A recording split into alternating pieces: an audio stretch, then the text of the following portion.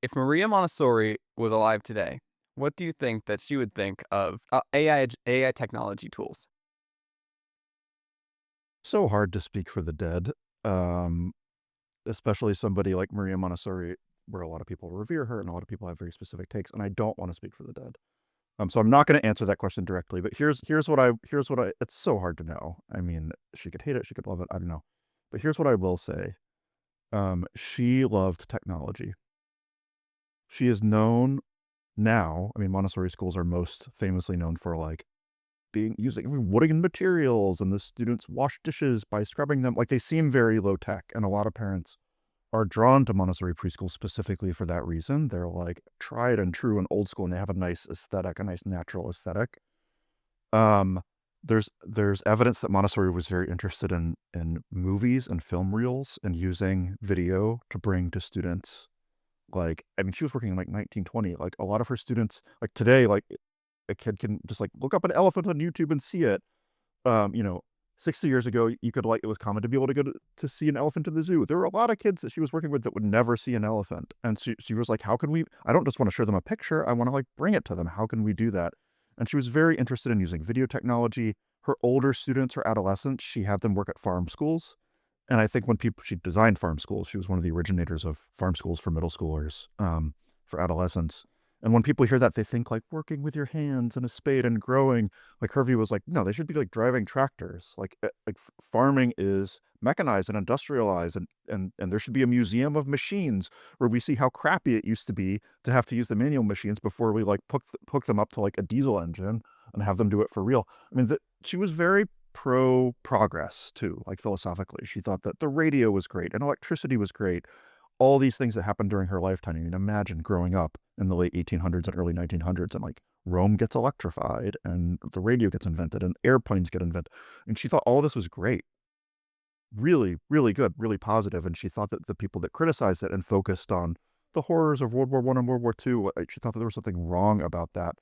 And so I would like to think that she would at least look at new tech, digital tech generally, AI specifically, with an open heart and eagerness as like a canvas to do something great.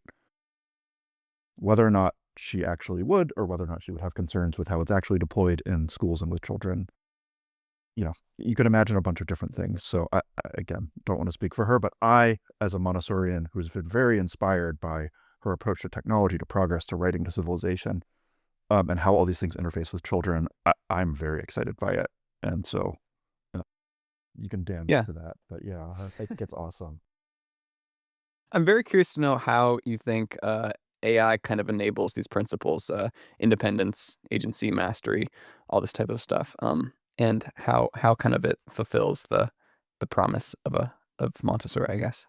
I mean, there are a lot of different ways that AI helps. So, um,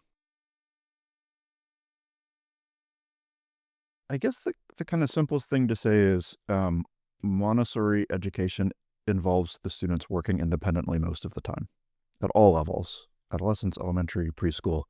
Montessori education is what can the student do? How can we enable the student to kind of do work in a wide sense of work, interesting projects or academic practice studying independently where they can notice their own mistakes and they're not dependent on a teacher coming in and, telling them what to do. That said, the way that Montessori education functions is by having a great curriculum that can be used independently and by a lot of individualized attention and instruction. So there is a teacher, a Montessori guide, again, at any level of instruction in Montessori, who helps students learn how to use the materials correctly, who, when things aren't working out well, gives them individualized feedback. Um, it's like you've got your own personal tutor, like, 5% of the time, like, because this teacher is also working with 20 other students. And that is part of how the system functions. This teacher is observant. They take notes. They're very human. They see where you're at holistically, and they adjust their presentations and their recommendations for you and their coaching of you on that basis. So Montessori is high independence, but also very, very involved, personalized coaches. You can think of Montessori guides as people who are coach individuals on connecting to the curriculum and doing great work. Um, that's what we use AI to help with. I would say that like AI is scaling that function in particular, the thing that I'm excited about is asking and showing a video of a, a student working to AI and being like, how are they doing? What do they need? What kind of help do they need? It's an artificial proctor or an artificial guide or an artificial tutor. And that's incredibly helpful. It expands the range of what you can do and what students can do independently. Does this vision of the personalized one-on-one tutor, it's kind of the stuff that Alpha's working on a little bit, synthesis type stuff. Does would a tech like a would a technological one-on-one personalized AI, like 24/7 one-to-one tutor, does that align with the Montessori like philosophy? It depends on what the tutor does. So if the tutor is like, you know, here are all the answers. I'm going to answer any question that you have, and I'm going to help you cheat on your homework. And also, everything that we're doing is going to be incredibly standard school stuff. And no, I'm gonna if you what you have in your mind is like a math tutor hired by like I don't know an incredibly academically ambitious parent to kind of be a taskmaster, which is what a lot of tutors are. That's probably the biggest portion of the tutor market. That is not aligned with Montessori. But if the tutor is giving you feedback, encouraging a growth mindset, helping you independently notice your own mistakes, not just correcting you, but being like, oh, like what did you do there? Why did that happen? Like you got this wrong. Like, did you realize that you got it wrong? How can we help you notice that in the future? Or just like, you seem very disengaged from this material. Like, here's something really interesting, or let me connect you with a guide that knows what's really interesting about it. Um, I think it can be incredibly helpful. And a lot of that is it's not yeah, I mean, there's a lot more I could say about it, but most tutoring is not Montessori aligned, I think. But individualized instruction is in principle very Montessori aligned. So it all depends on the pedagogy. Let's talk about Montessorium. This is a relatively new project. I want to know how it kind of started and how it's different from kind of what you've done in the past. Okay, so I spent the last 10 years of my life operating and opening Montessori programs, learning about Montessori, writing about Montessori. I'm a philosopher. That's my background. And I fell in love with Montessori 10 years ago when I saw my first Montessori classroom. I didn't know anything about her. And because I'm a philosopher, I'm like, I'm going to read all of Maria Montessori's epistolary and her critics and, get into the intellectual history of it. And that's what I've done. But along the way, I also started doing Montessori startups and helping with Montessori schools. I'm a believer. I think that it's the best educational philosophy ever created by far. That doesn't necessarily mean that we always know how to apply it or that every Montessori school does it well, but in terms of the basic approach to education, I think she cracked the nut and figured it out in a way that nobody else has.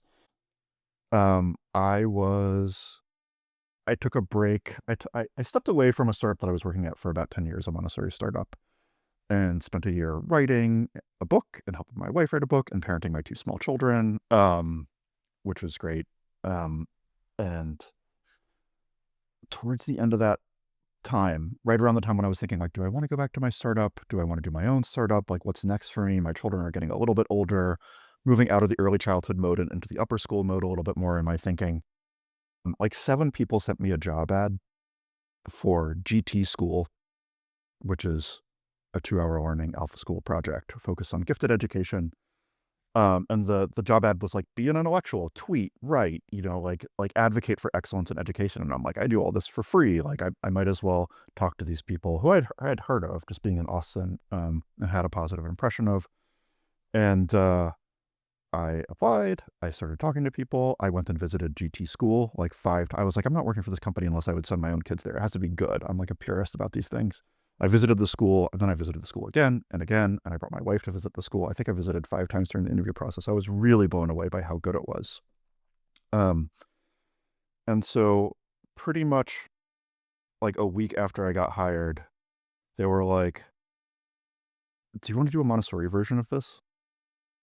And that's how this project came about. I mean, there's much more to be said about like why did that happen and how did it happen. But I think part of it was like I talked about Montessori a lot to people at Alpha, and they were like, "Isn't that the method where they let kids do whatever they want and they have really low standards and they come in like not having learned how to read and so on?" I'm like, "No, that is not true. It is actually incredibly high standards and intellectually rigorous. And let me tell you all about it." And one thing led to another, and now I'm working on this dream project where I get to take the best of what I saw at GT School, which is incredible. This gifted program based on the Time Back AI tutor. It's like a gifted version of Alpha School, if you know Alpha School. And if your audience knows Alpha School, I assume that probably everybody that's listening to this does, though maybe I could talk about it and put it in a context where there's also the students are planning their own day and there are hands-on learning materials and everything is really about independence and agency. And like one of the materials on the shelf is a laptop that has this AI tutor on it. It has the full set of functionality, which is just incredible. Yeah, the integration of technology into the Montessori style, I guess, is very interesting.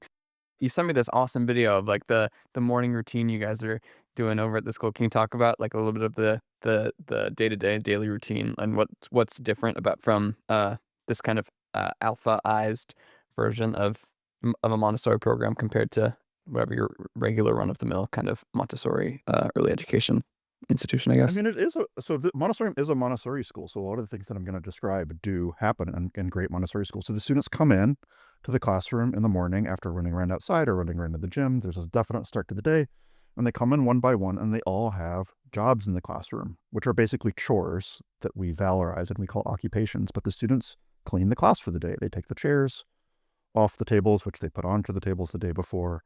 They prepare the snack for the day. They open the blinds. They feed the class pet, which is a bearded dragon that they've named Phoenix. They, vacuum the carpets, like the whole. They like spread like a bunch of busy bees and like sort things independently. Like this is just what happens. This is I mean, we've set up the routines and the expectations, but they're happy to do this stuff. And then once that's all winding down, they all gather their work journals, which is where they keep track of what they have done and what they want to do, as well as their physical. They have a binder where they keep a lot of their written work and their materials work, and they come to the carpet. They sit in circle time, and they run a morning meeting themselves. So a student runs the morning meeting, which includes the weather report and the moon report and what's on track for today. This happens in collaboration with the teachers. And then there is a problem of the day, which is usually either an equation or a grammar problem or a copy editing problem, like a sentence written on a board, that they all kind of solve collectively for fun. This all takes about 5 minutes. And then they all pull out their work journals and they're like, okay, like at 9:15, I'm getting a lesson on the checkerboard, which is a multi-digit multiplication lesson. That'll only take about 15 minutes. I'll probably want to do follow-up work from that right away. And then after that, I'll do my laptop work. That'll probably take about 30 minutes to get through my math work on my laptop. And then I want to switch to language. They map out a schedule of their day, which is done. They have a conception of like, what am I working on now? What lessons have I given? What is my Montessori work? What is the laptop work that I'm doing? And then they do it. Like they all go and do it. And all of this happens with extremely minimal interaction from the teachers. The work that the guides did was to set up this culture, which took a lot of thought and work in this environment, and to establish this philosophy in the classroom and to get buy-in from the students. But yeah, that's the Montessori day. It's students planning their own day, taking care of an environment together, studying together, doing work together, and everything is individualized. Each student has their own work plan and their own set of lessons and presentations that they work on. What is I guess, what is a school like Montessorium, what is it optimizing for? Like, what is the optimal outcome that you guys are pointing? What's the North Star, I guess, of the program? The, the North Star of the program is to create high agency individuals. And that means setting them up in a space where they can make real choices and do real things that impact the world and change their day materially, and that they can experience that and all the challenges that go along with that, where they like don't feel like making a plan, or they make a plan and they don't stick to it, or like like they're in the driver's seat, and there's a lot of things that can go wrong when you're 8 years old and you're in the driver's seat, or you're 5 years old and you're in the driver's seat, and they experience those things and they get coaching on those things. um but a big part of agency, so part of agency is just the freedom and the ability to make choices and the trust. Part of agency is competence. And I think this is underappreciated amongst educators who are very interested in independence and agency. It's not enough to be able to make choices. You have to be able to do things well. to think well, to have to understand the environment that you're in well, to be able to operate on it successfully. High agency people are not just people who do what they feel like doing, and maybe it works out and maybe it doesn't, and like that doesn't matter to them, and they'll make different decisions tomorrow. It's people who make dents in the universe, people who can shape their worlds and build their worlds, and that takes skills. And a lot of the skills that it takes are the kinds of skills that we want to give students in school, like learning math and learning how to write. Those are incredibly powerful skills. Those are, omni skills for living in a civilization, for being able to do things. Some of them have to do with being competent to meet your own needs, like, you know, clean a house, clean a classroom, feed yourself, like figure things out. Just like being in an environment where the children have as much trust as adults would have, but they've got a lot of support when they need help with it. There's so many competencies that you need to build as a child, and children are great at building competencies, and they build competencies 100 times faster than adults. So it's wonderful to watch, but they still need to build them. And so those I think are the two pillars. Like the point is agency, and then the two sides of that coin are: do you actually are you in an environment where you can make real choices and exercise real control over your day and your week and your month and your time? A, and B, are you gaining real competence? Not participation trophies, but like, are you feeling the friction with reality and getting better at dealing with it? What's your broad definition of agency? Agency is the capacity to act on the world. Like it's your inner capacity to self-direct, to not just like the world is I'm in the flow of the world and the world is affecting me, and maybe I'll dodge left or dodge right depending on what the world does, but it's your capacity to sit in the world and say, I want it to be different. Here's how I want my life to go. Here's how I want my day to go, to change things, to make choices. So it's that self-direction directed outwards at the world. And it's contrasted with the contrast that I think is the most informative is patiency. Like if you're a patient, like at an office, at a medical office, like somebody is doing something to you, hopefully to make you better, but like you're a patient, you're being treated. And everybody is a patient in some respects. The world acts on all of us. It's not bad to be a patient, but what do you kind of morally center on? What gives life meaning is it's not patiency, it's your capacity to take all those inputs and do something with them and make a decision and set a certain kind of direction. And you can be higher or lower agency. Unfortunately, you could be lower agency. Fortunately, you could be higher agency. And I think what happens in childhood makes a big difference for that. Yeah, I personally had a Montessori preschool and kindergarten experience, and I think it, like, made a tremendous impact on my life, like, in ways I find it difficult to explain. I'm actually talking to one of my friends about this, who's also, like, my age, and both have kind of, like we both kind of think about the world very differently, and it stems from this very young age, and I think that's the reason why, or it could be a multitude of things, but we have this, have this ability of self-learning that I don't think, like, a lot of we've experienced a lot of our peers have. Do you think that, traditional or, like, the public school system instills patiency? Yes, like it absolutely does. It treats you as um,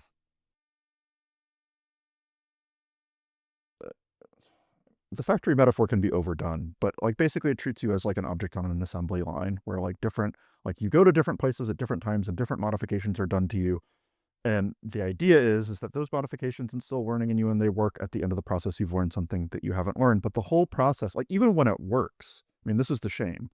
Even when it works, it's like 13 years of your life, like 7 hours a day, kind of being shuffled around, like getting feedback 1 week later on a worksheet that you handed in and adjusting a little bit and learning the game of school. Like, it's very alienating, and it doesn't inspire people to it doesn't teach you to instill direction, nor even more importantly, does it inspire you to think of the world and your life as a place where you have you can make a difference to how your life goes, and it's your terrifying responsibility and amazing opportunity to turn your life into whatever you want to turn it into. Like the message of school is like sit still and do what you're told. Do you think after 13 years of of patiency being instilled, do you think that it can be undone? I guess my question um, is there a way to induce agency after your primary education is over, or is it purely like you have to get it while you're young? I mean, people do it.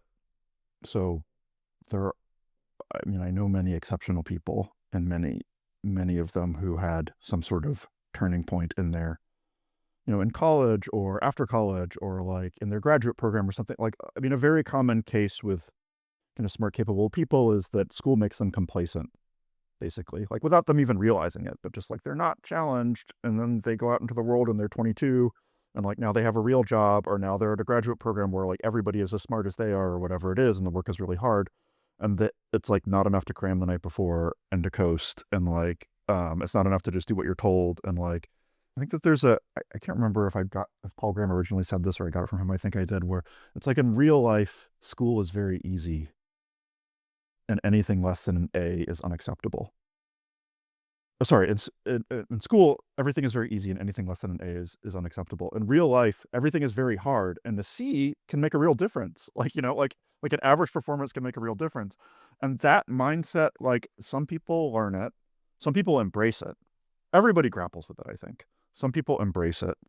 A minority of people embrace it through some sort of mysterious process of self-therapizing or philosophical insight. Some people get help with that process. I don't know of any systematic way to do it, but clearly some people do it. Um, but a lot of people, I think the typical case is people kind of learn how to do it, but they resent it. Like it never, or maybe resent is too strong a word, but it's alien. It doesn't feel like their true self. Like it feels wrong in some way. And I think a lot of when people talk about alienation from the modern world and modern culture, like, why do I have to get a job? And why are all the jobs fake email jobs? And like, this feels crappy and everything is meaningless and blah, blah, blah. Like, I think that the pattern is they never learned how to love something and such that it was worth putting forth consistent effort and that it was meaningful to them in school. And now they have to do it practically, but they don't know how to get emotional value out of it. And that's the human condition. I mean, that's the kind of tragedy of modern life. And most people grapple with that. It's not everybody. You can get out of it, but the majority of people, I think, are stuck in some version. Do you have any idea as to how it's done? Like towards a 19-year-old, like you're in the middle of college, and you kind of understand that you've been taught to just kind of follow the rules. Is there a way that to do it yourself, I guess? I mean, I guess I'd say three things. One is, if you're not 19 is not that old. So the zero thing that I'll say is like you should not despair.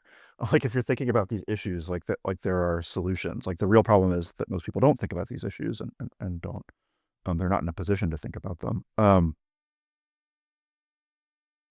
One is figuring out what your values are and creating values for yourself. At least some of which can anchor your life, like like serious important values that like can make you money or can give you meaning or like playing an instrument. Do you enjoy playing an instrument? Do you enjoy rock climbing? Rock climbing has been an anchor for me at different low points in my life.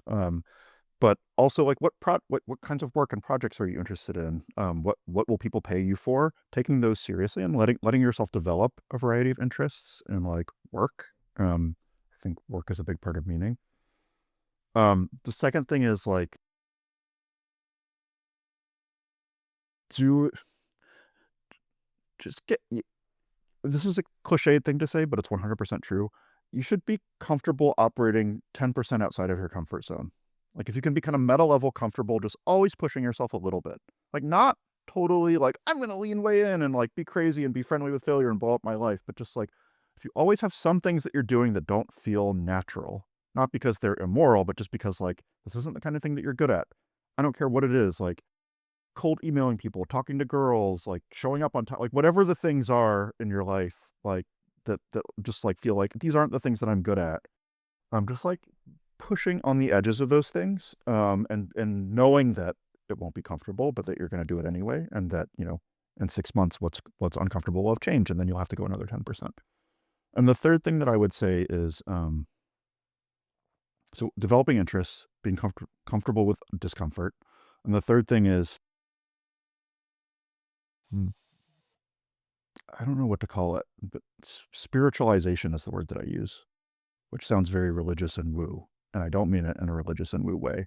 But at some point when you're doing all of these things, when you're building a life and you're building your interests and you're figuring out how to do things and you're pushing outside of your comfort zone, you have to develop the reflex of saying, the habit periodically of saying, this is what my life is about. This is meaningful to me.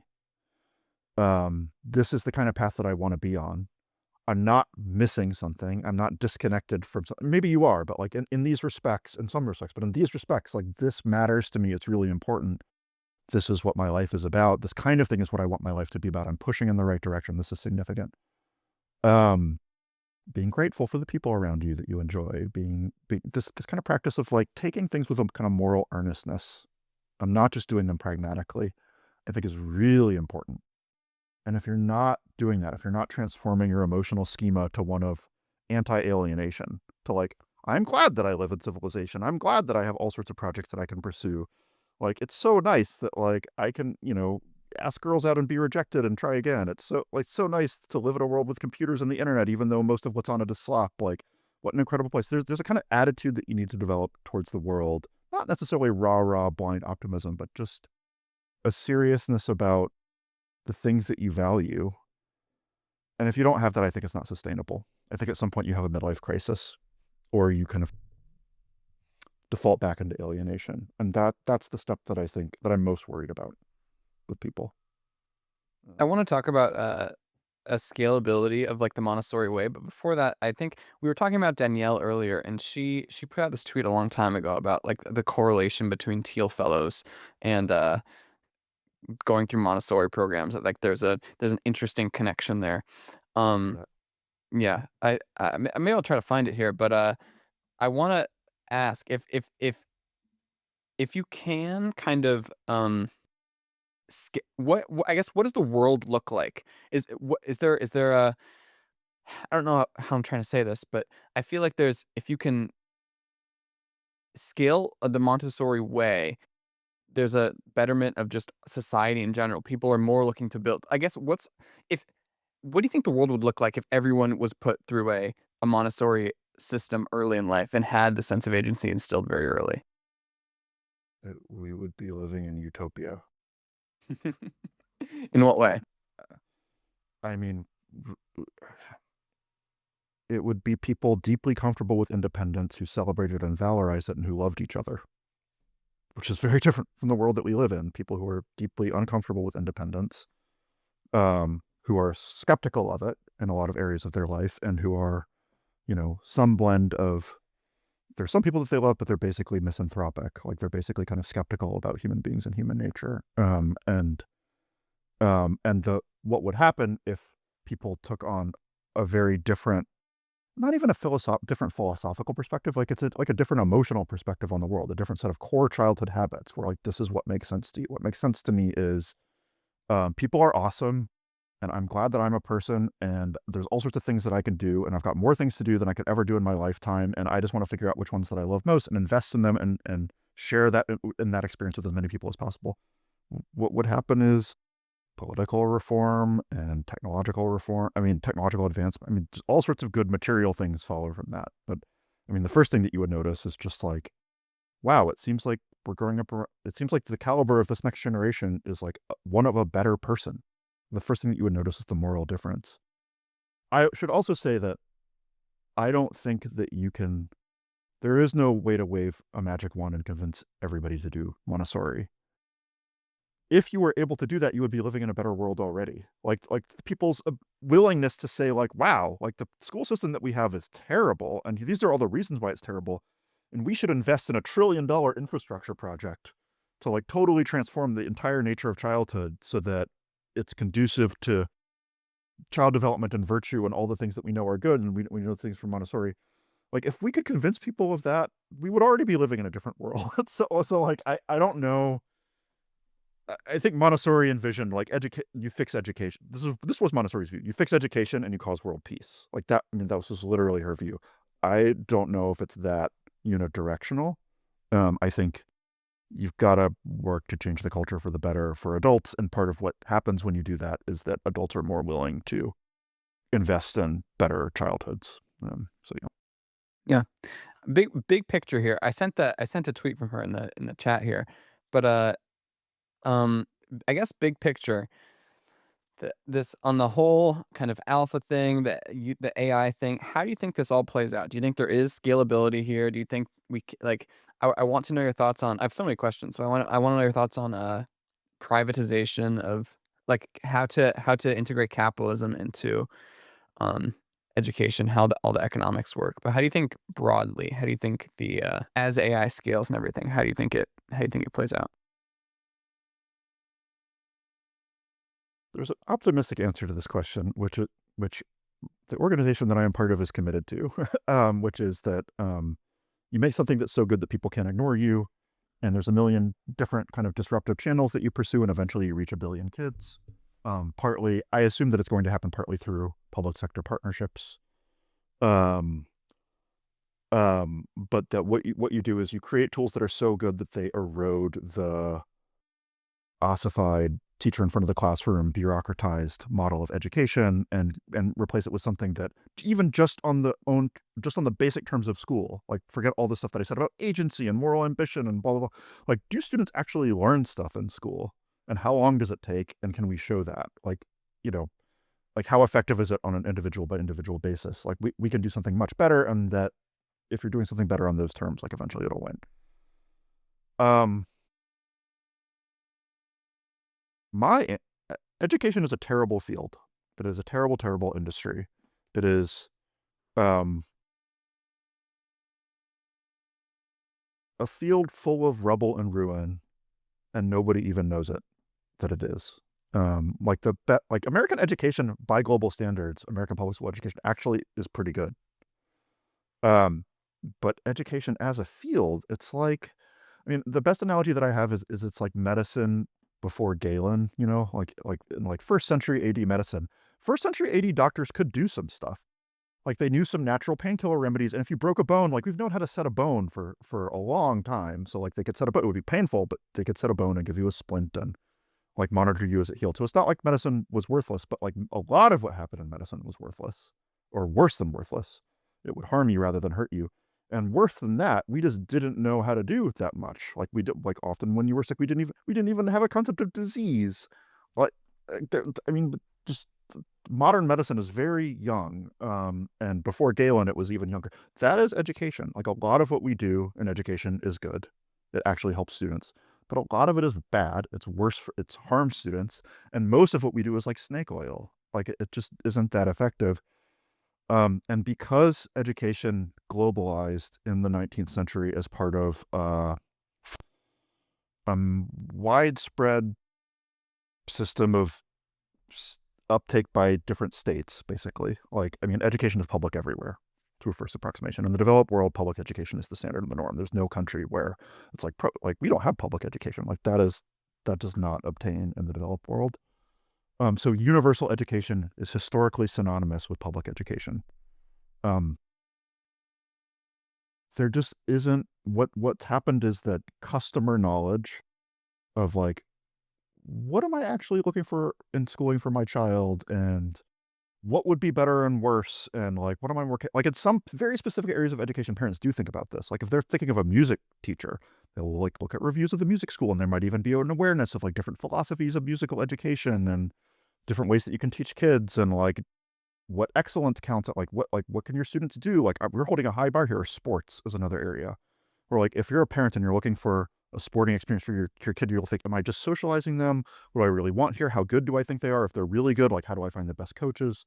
In school, people just put their kid in the local public school according to their zip code, and they don't think about it, and they hear from the school twice a year during parent-teacher conferences, and the school lies to them. They're like, your kid's getting A's, they're fine. Like, nobody has measures for what's useful and what's not. And then in that context, you say, like, I've got something much better.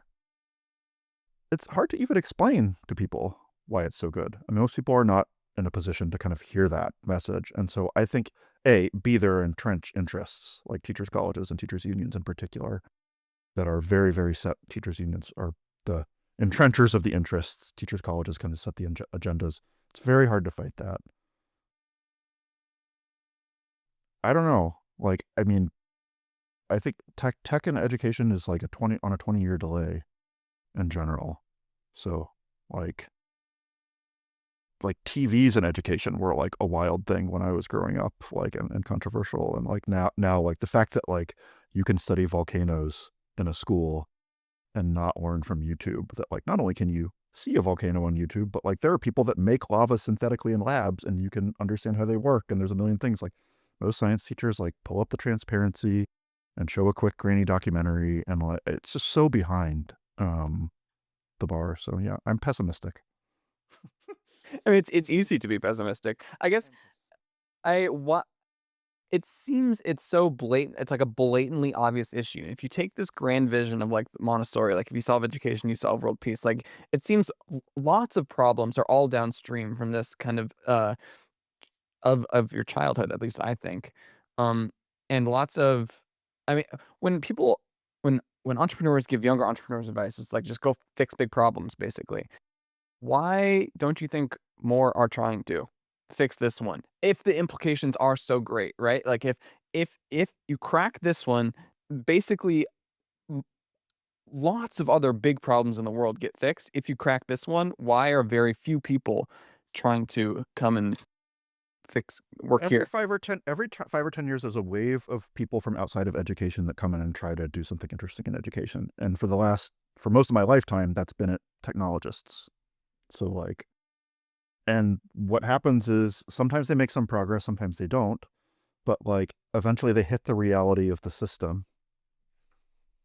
trying to decide how many bridges I should burn and how many names I should name. So I love Khan Academy. Love Khan Academy. The world is vastly better with Khan Academy than it was before Khan Academy existed.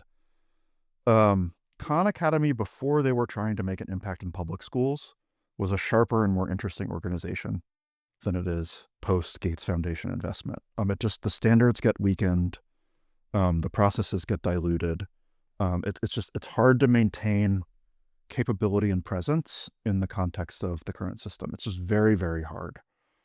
Um, and that's a good case. That's a very good case. I mean, again, like I mean, I'm knocking Khan Academy, but like they're a great organization that's changed the world profoundly for the better, and one of the very, very few to have like an enduring positive impact.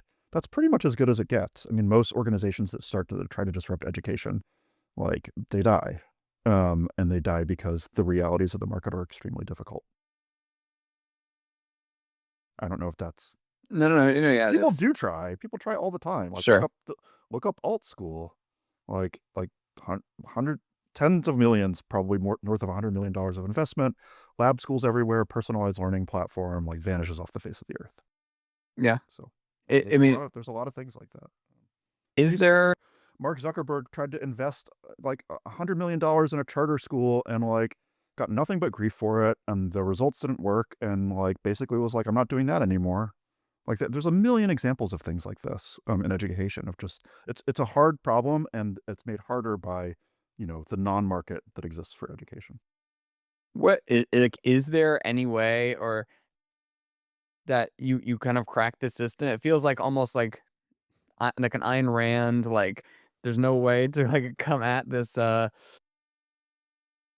this I could tell you my life philosophy, which is my approach over the last 10 years of my life has been, I think you need two things. One is you need examples of schools that are actually good and actually very different. Arguments don't convince. I mean, arguments aren't sufficient. Um, they might be necessary, but they're not sufficient. So you need to be able to say it could be like this, and to point at something, and for parents and educators to be like, wow, like that is really different. And there's all sorts of antibodies that people have against, like, that doesn't count, that's selection effects, blah blah blah, that's just rich kids, like whatever. But like having actual examples of schools that are different, nothing is more important than that. Builders building schools. The second thing is, I do think you need to make the argument. So I mean, the two tracks of my life are write and argue, like engage in a discourse. We need a republic of letters about education. There needs to be like an enlightenment level of energy around like what makes schools good and what do we want here. And if education is an area that the Enlightenment skipped over, like the Enlightenment hit industry and science and politics and we got America, and we got the steam engine, but we didn't get better schools, and now is the time to do it. But it takes a lot of thought. It takes a lot of thought and writing and energy and books and um, examples. So build and write. Those are my two paths. But I just, on the policy, I mean, I think what people want is a policy answer. People are like, what is a policy, a law, an approach, something that we can do that would impact kids like this generation, like billions of kids, a billion kids in this generation, or tens of billions of kids just in the US, like that would improve things.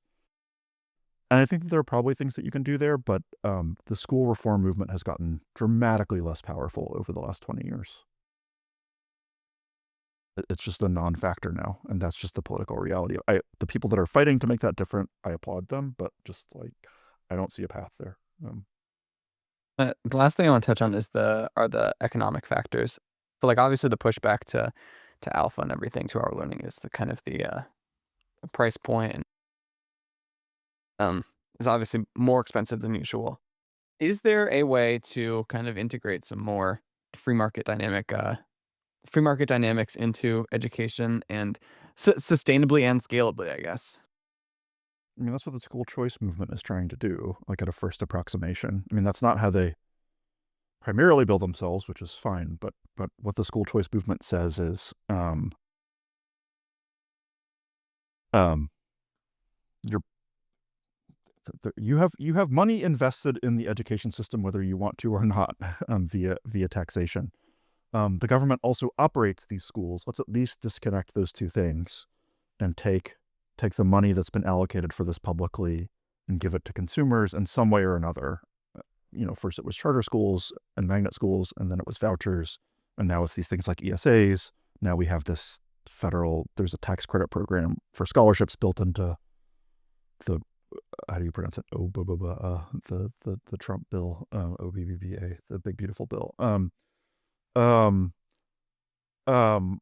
and there's been a lot of positive movement on that front. I think it's all good. I think it's still pretty small potatoes. I am more optimistic about the school choice movement, but again, it's like it's got a long way to go. But I think that those are attempts to introduce market dynamics. But yeah, I mean, school is expensive.